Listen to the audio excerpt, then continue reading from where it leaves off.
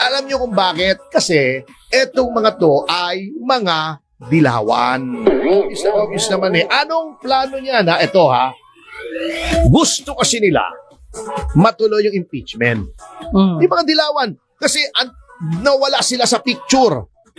Ang mga dilawan, nag-umpisang mawala sa picture yan noong tinanggal nila si Erap. Nanalo si Erap, di ba? Hindi yan ang kandidato ng mga dilawan. Populist president yan. Mahal ng masa. Ayaw nila. Kasi yung mga dilawan, ayaw nila sa masa. Ang tingin nila sa masa, mga mangmang. Ang tingin nila sa atin ay mga walang alam. Sila lang ang matalino. Sila lang ang may dignidad. Sila lang ang may alam sa batas. Yun ang mentalidad niyan. Sina De Lima, sina Leni Robredo, yan, di ba? Sina Contreras, sina Falsis. Oh, yan ang iniisip nila. Kayong lahat, wala kayong alam. Kami lang ang magaling. Oh, nasopla sila nung nanalo si Era. Di ba? Pinatanggal nila. Opo. Pumasok si GMA. Akala nila mamamanipulate nila si GMA. Napakatalino ni GMA. Oh, hindi nila mamanipulate.